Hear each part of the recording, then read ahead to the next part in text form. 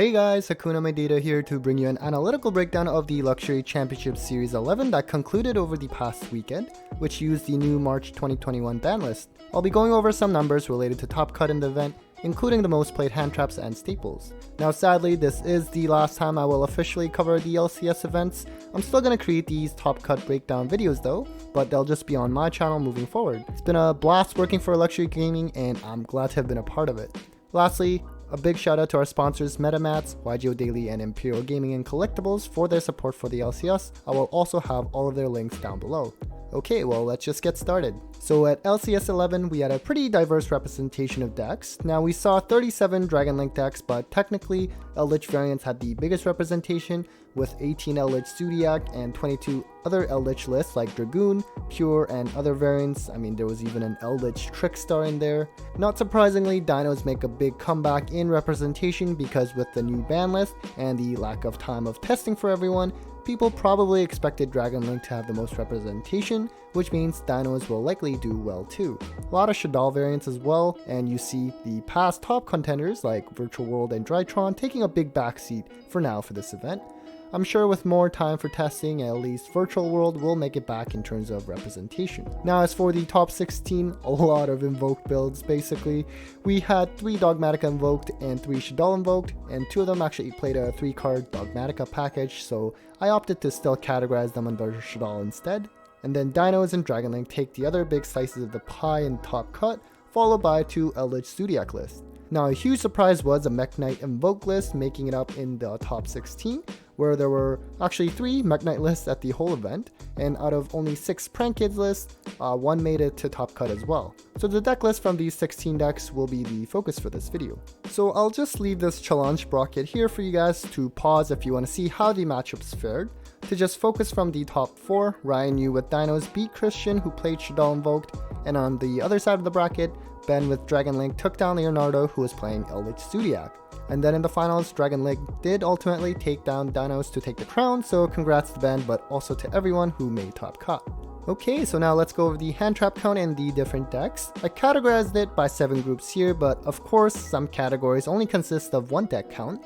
Now overall, the median number of hand traps in the main was 9 cards, which is slightly higher than the last LCS that took place in end of January. Not surprisingly, any Zodiac deck is bound to play the most hand traps, but the remaining decks also played a large amount at 9. Surprisingly, the median number of hand traps was 3 for Dinos, but as you may have noticed from Ryan's deck list, he only played 3 Gamma and opted to go for other board break cards like Dark Ruler and Lightning Storm in the main.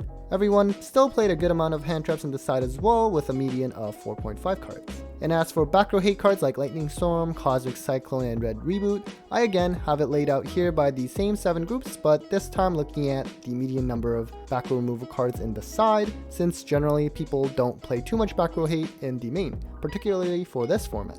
Overall, the median number of Backrow hate cards in the side was 5, and it seemed to be pretty constant across the different decks in Top Cut.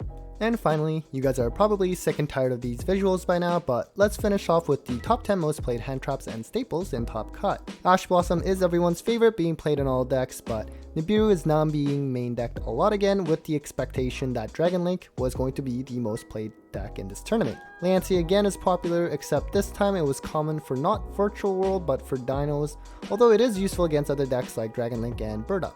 I don't think Gamma is too surprising either, being seen in 11 list, and Droll is still in people's list, although not nearly as much since Drytron fell off, at least for now. It's still a useful card against decks like Dragon Link and Dogmatica invoked, so it was still a good card choice for this tournament. Now people expected Impermanence to become good again, but it actually did not see too much play in Top Cut, with just 3 lists using it and all in the main. Fantastical Dragon Phantasme makes a potential return in our format for the first time in a long time, since against Dragon Link you're going to be able to draw 4 cards and shuffle back 3. You had some other cards like Ghost Ogre, which again did not see much play in the last format, and Ghost Bell and Skullmeister sort of go hand in hand in terms of stopping grave-centric effects. Even though Virtual World and Drytron had very low representation in this tournament, these cards are still good against Eldritch variants and many other decks, so not too surprising to see them here. As for the most common staples, it surprisingly is no longer Harpy's Feather Duster, but Cosmic Cyclone, being seen in all but 1 list. Feather Duster was still pretty common, but not being seen in practically every list like before. As for Pankratops, the 3 decks that main decked it are of course the 3 Dino lists in Top Cut, but seeing a bit more resurgence again compared to the last LCS. Triple Tactics Talent and Call by the Grave are generally usually up in this list as well, typically a favorite card in Dogmatica Invoked and Dragon Link deck. And then we have Lightning Storm and Dark Ruler, which as I mentioned earlier is something Ryan and Arjun main decked. Dark Ruler is good again now that VFD is gone, and you can say something similar for Droplets as well since it was not actually that good against Virtual World, so these two seeing pretty good play. Red Reboot is usually higher up in this list, but not as many OTK strategies in Top Cut. Lastly, something that really popped up in this tournament is Super Polymerization. Now this is a must in Shaddoll Invoke decks, but a Dragon Link and Mech Knight Invoked also play this as well. Super strong card obviously, I mean you cannot respond to it, and especially with Shaddolls it's just way too good not to play it.